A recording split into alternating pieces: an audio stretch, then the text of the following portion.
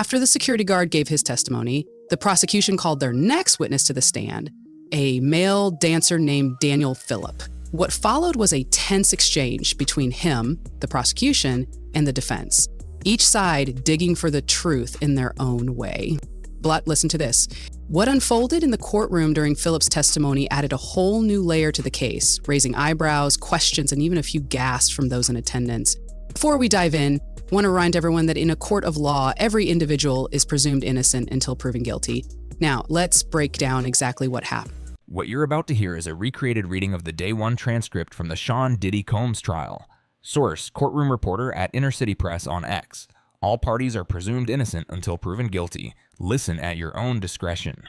Next witness. What did Ms. Ventura pay you for? To have sex with her. Sean Combs was there too. My boss called me and said he couldn't find any of our black dancers, so could I go to a bachelorette party in the Gramercy Park Hotel in downtown Manhattan. What did you expect to do? A little stripper dance. She was in the hotel room in a red wig, stockings, and sunglasses. She gave me a few $100s. What was the room like? Red couches, Astroglide, a lubricant. There was a man on the right side of the room. The man had on a white robe and a bandana over his face, below his eyes, and baseball cap. From his voice, I recognized him as Sean Combs. What did he say? That he was into importing and exporting. He said he was having problems. Objection! I'll get back to that. After the was over, what happened? Cassie gave me a couple of $1,000s more. He said to give them my phone number. I did. Cassie called me and asked me for a photo. Then what? She called me to go back. I did, for a few hours. And then a few times after that. Combs always present? Yes. Any other locations? Essex House. His residence on 56th Street, I believe 210, at the time. And at her residence on West End Avenue, I think number 10. What name were you to say you were there to see? Black. I would send her vulgar text messages. Like what? You want me to say it? Give an example. I want to you right now. How often did you use baby oil? Every time. Sean Combs said we didn't have enough baby oil on. He said, y'all slow down, separate from each other. One time, he tried to have us role play, like we had just met at an airport. We weren't good, so we skipped that. What direction did Mr. Combs give you? He'd tell me to step off and back off. How many times, if any, were you told to urinate on Ms. Ventura? Objection. Suggestive. Overruled. They told me not to do it all at once. Objection.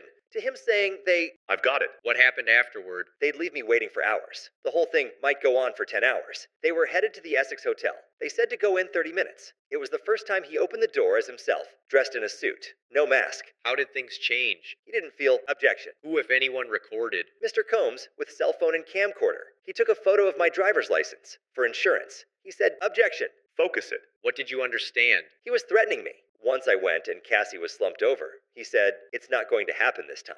Did Mr. Combs offer you drugs? Molly, I guess it's called, I don't do drugs, MDMH, MD8, I think. I went out and handed out $100 bills. How did the Molly make you feel? Sick and euphoric and like an idiot, handing out $100 bills. Who else was present? A guy who told me he was an actual escort. He was having sex with Cassie at her apartment. The guy was like looking at Sean Combs and Combs said, don't you be looking at me. Objection. Let's get a fresh question. What did he look like? Black guy. Kind of skinny. We exchanged phone numbers. Have you seen him in 10 years? No. Did it ever seem you were not the first person there? Yes. There was a half-used Astroglide and towels on the floor. After the $100 bills, did you see them again? I couldn't do it anymore. What did you get paid when you couldn't perform? Nothing. But I never asked for money. I was happy to get involved with people with such notoriety. But after I saw Sean Combs hit Cassie, I couldn't do it anymore. What was Mr. Combs saying as he hit Cassie? He said, when I tell you come over, you come over. I didn't know what to do. Did you intervene? No. I knew that the changes there were bodyguards. Objection. Sustained. What next? He said, are y'all ready to continue? Did you try? I don't recall. Did you see them again? I thought I had developed some sort of friendship with Cassie. I may have been speculating. I went there. I heard him slapping her. He walked out in a towel. She ran to me. I asked, why are you staying with this guy? Objection. Ground? Hearsay. Overruled. She said it was okay. Nothing further. Mr. Phillip, you are still under oath. Let me show you a text message chain between you and Cassie. Is it accurate? Yes. You were working for a service? A male review show. You were a manager? Male strippers for women? Yes. Prostitution was prohibited? That is correct. Your job was to build it up? Yes and no. I'll go with yes. Objection. Sustained. Did the company open fake businesses to optimize search results? Fake addresses. It was just SEO. You went to optimize the lady's experience? I have no idea what you mean. It's just our slogan. Cassie told you to say the name Black? Yes. Your boss told you someone wanted a black man stripper? Yes. Let me show you. This shouldn't be put on the screen. Take it off. She was wearing a wig? Yes. She handed you money? She handed me $4,000. Before any oil rubbing? Correct. She had on heels? And dark glasses. Where'd the money come from? Her hand. You were wearing a New York City Police Department uniform, right? I bought an NYPD t-shirt. You took the oil off in front of Cassie? The oil? No. I took my clothes off. She said, "It's my birthday." It appears she's enjoying herself? Yes. What was your position? Missionary. I was like, did that just happen? She asked you for a photo? I do not know if Sean Combs asked for it. We'll pick up here tomorrow. Attention. If you've heard any fresh details, behind-the-scenes info, or rumors about this case, drop them in the comments below. We read every single one. And in our next upload, we'll shout out the best scoops and credit those who help bring the truth to light. Stay sharp and stay tuned. Rumors are swirling that this case isn't just about a few isolated incidents. It's the result of a massive investigation that started quietly and widened over time. At the heart of it lies a web of allegations surrounding Diddy's alleged control over a tight-knit network of enablers, a group prosecutors claim function less like an entourage and more like a fully operational command center. But listen to this. According to court filings, the prosecution is building a narrative that casts Diddy not merely as a music mogul, but as someone who allegedly weaponized his wealth, fame, and access to manipulate and control those around him, all masked by the glitz of party culture. What looked like elite gatherings, prosecutors argue, were actually carefully orchestrated environments designed to exploit, pressure, and maintain silence. And this is only the beginning. The opening statements made it crystal clear. This is no ordinary trial. Prosecutors wasted no time laying out a dark and disturbing timeline of alleged events, centered around what they referred to in court as freak-offs, exclusive invite-only gatherings that, according to them, blurred the line between consent and coercion. Think it's darker? Prosecutors claimed these weren't spontaneous parties, they were deliberately orchestrated operations. Participants were allegedly hand-picked, then pressured into explicit acts, often aided by staff who handled transportation, supplied substances, and made sure everything stayed private. Though the prosecution argues that Diddy wasn't just present, he was in full control, deciding who got in, what went down, and what happened to anyone who dared to push back. According to their narrative, these events were about power, control, and silence, not celebration. At the center of this explosive case is Cassie Ventura, the singer and former longtime partner of Diddy. She's expected to take the stand under her real name, a move that carries weight both legally and symbolically, signaling her willingness to confront the past head-on, in full view of the public and the court. But listen to this. The prosecution alleges that Cassie endured years of abuse, threats, and psychological control during her relationship with the defendant. One of the most critical pieces of evidence they plan to introduce? Surveillance footage from 2016, reportedly capturing a violent altercation between Diddy and Ventura. Prosecutors argue this footage doesn't just support Cassie's allegations, it could validate years of whispered rumors about what was happening behind closed doors, finally bringing those shadows into the light. Jaguar Wright's decision to testify has added a whole new dimension to this already high-stakes trial. Known for her outspoken and often controversial takes on the music industry, Wright has built a reputation as someone who's not afraid to call out what others won't, especially when it comes to the darker side of celebrity culture. Wow, but it gets even more intense. Her upcoming testimony is expected to dive into her personal interactions and observations involving Diddy, offering what prosecutors believe will be consistent with Garrick's claim about the inner workings of his alleged circle of control. They say she can help paint a clearer picture of the environment that allowed the alleged behavior to flourish, an atmosphere built on fear, silence, and power dynamics. And there's more. Court observers say her cooperation could trigger a domino effect, potentially inspiring other witnesses, some of whom may have stayed silent out of fear or loyalty, to finally come forward. Defense attorney Tenny Garagos came out swinging in his opening remarks, pushing back forcefully against the prosecution's explosive allegations. He acknowledged that Diddy could be explosive and controlling at times, but insisted that none of it crossed the line into criminal behavior. According to Garagos, the relationships at the center of the case were conceptual, and the prosecution's version of events is nothing more than a twisted narrative built on exaggeration. But here's the twist. The defense claims this entire case is fueled by disgruntled former associates with personal agendas, accusing them of rewriting history to fit a salacious media narrative. Garagos framed the trial as a money-motivated takedown designed to dismantle Diddy's legacy and capitalize on the cultural moment. In his words, "This isn't justice. It's a smear campaign dressed up as a courtroom battle." Appearance for the courtroom, the judge wasted no time laying down the rules. Jurors are to avoid all media coverage, social media discussions, and any outside conversations related to the case. Despite the trial's explosive, high-profile nature, the jury will not be sequestered, a decision that raised eyebrows among legal experts. But here's where things get risky. With constant headlines, viral clips, and nonstop commentary flooding every corner of the internet, some experts warn that keeping jurors truly insulated from outside influence may be next to impossible. The court is operating on an honor system, relying on jurors to follow instructions to the letter while the world watches and reacts in real time.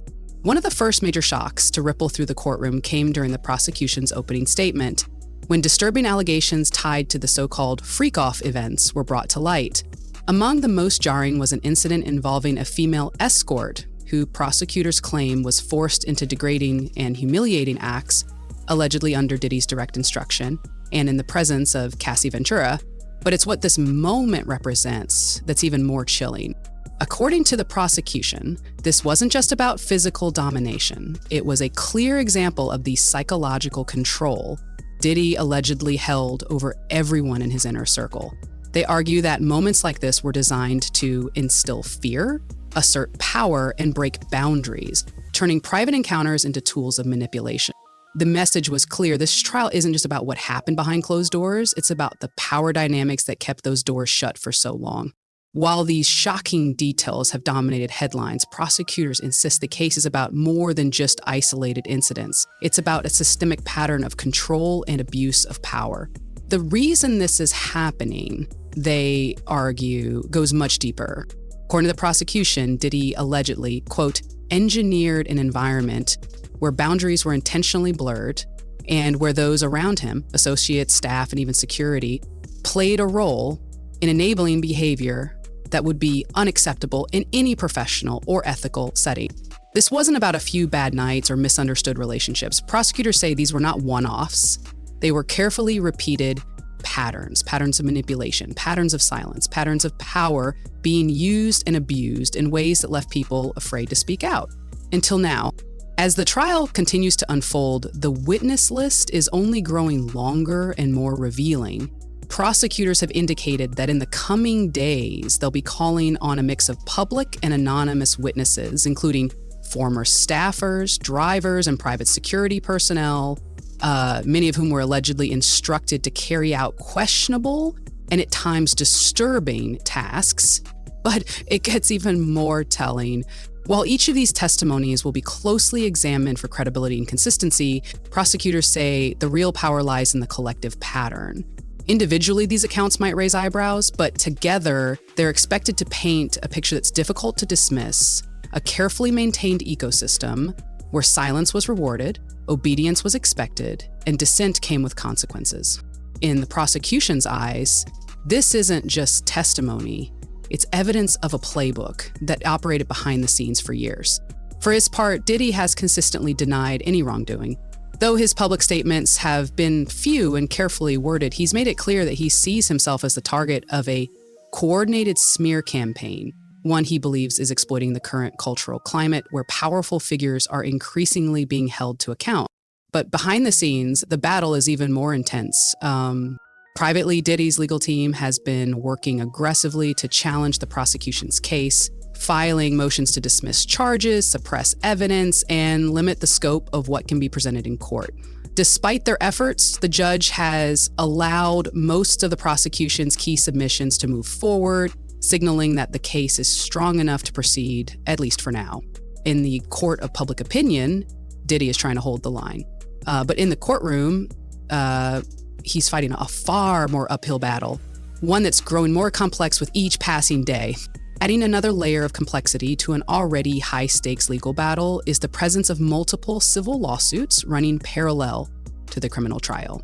Several individuals connected to the case have filed civil claims seeking monetary damages, and while these suits are separate from the criminal proceedings, they echo many of the same disturbing allegations But here's why that matters.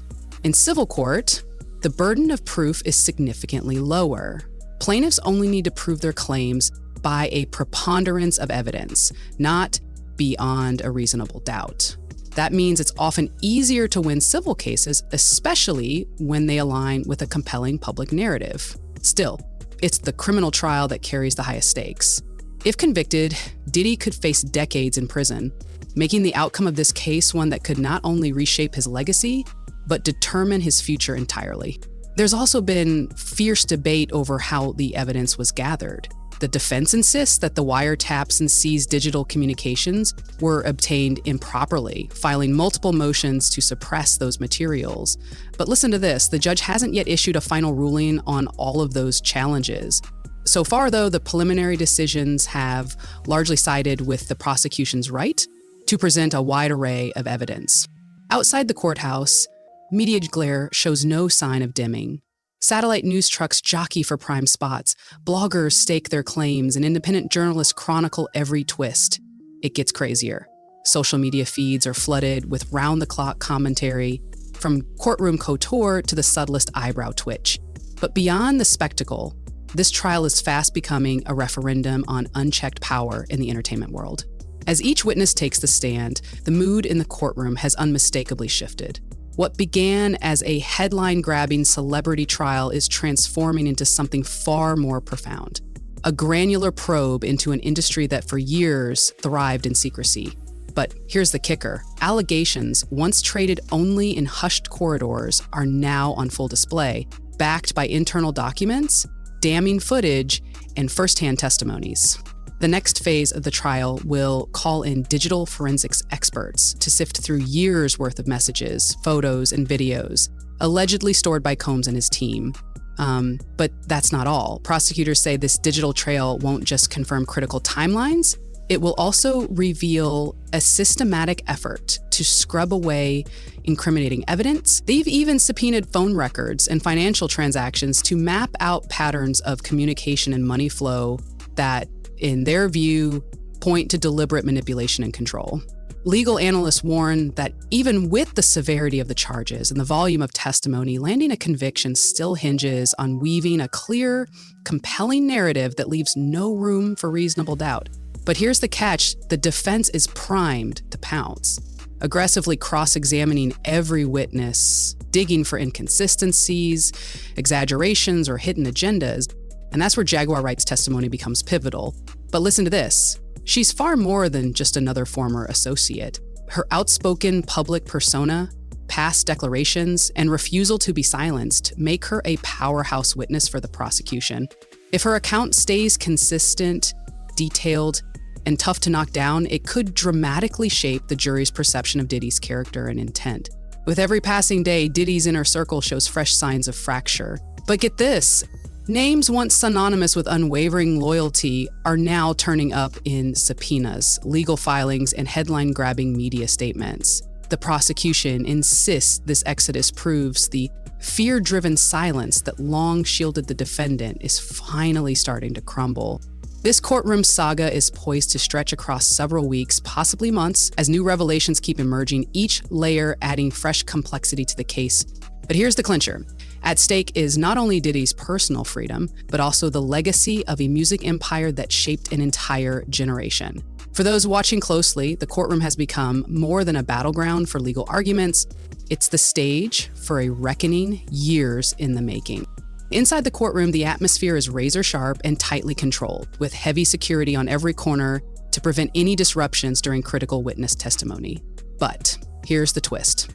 The presiding judge has managed to walk a fine line, firmly enforcing decorum while still giving both sides enough room to fully lay out their arguments. What started as a celebrity-driven spectacle has rapidly morphed into a meticulous, sobering legal battle, one that methodically dissects the logistics of a lifestyle once glamorized in music videos and exclusive social circles. In the weeks leading up to Jaguar Wright's anticipated testimony, prosecutors have meticulously constructed a timeline of Diddy's alleged conduct, spanning years and continents, international travel records, hotel logs, and guest lists have all been entered into evidence to show these weren't random meetups, but carefully orchestrated events reflecting a consistent pattern of power, imbalance, and submission. But listen to this. Prosecutors say Wright's testimony will tie together many of the more nebulous allegations, providing not only her firsthand experiences, but also crucial insight into how Diddy's operation allegedly enforced silence and loyalty at every turn. It's expected that Wright will lay out chilling examples of how insiders were silenced, intimidated, or even paid off to keep quiet. Although she was never romantically involved with Diddy, her proximity to key events and deep industry connections give her testimony rare weight. But that's not all. The defense has already moved to undercut her credibility, pointing to past erratic behavior and labeling her an opportunist out for media attention. They argue Wright's long-standing critiques of industry peers speak more to personal vendettas than to any search for truth. However, prosecutors counter that her account is backed by a web of timelines, hotel logs, phone records, internal documents, and corroborating witness statements, painting a picture they say is impossible to dismiss. Meanwhile, the trial has exploded into a full-blown online firestorm. Social media is now a battleground. Hashtags demanding justice clash with voices insisting this is simply a coordinated takedown of the powerful. But here's the twist. Public sentiment is almost perfectly split. Some users express deep sympathy for the accusers and outrage at the disturbing details emerging in court, while others remain skeptical, questioning why these allegations are only surfacing now and whether personal vendettas are at play. For the court, public opinion holds no sway. Only the facts, admissible evidence, and each witness's credibility truly matter. But here's the kicker. The testimony of former employees could prove decisive. Drivers, personal assistants, and even stylists had been called to the stand to recount what they saw, what they heard, and the orders they were allegedly given. Many described a climate of fear and enforced loyalty, where daring to question authority meant risking total exclusion from the very circles that could make or break a career. One former assistant testified they were instructed to deliver sealed envelopes, stuffed with cash, to unnamed recipients after certain events. Another described managing hotel bookings and arranging transportation for guests, each required to sign non-disclosure agreements. But here's the clincher. Prosecutors insist this was no exercise in discretion, but a deliberate scheme of concealment.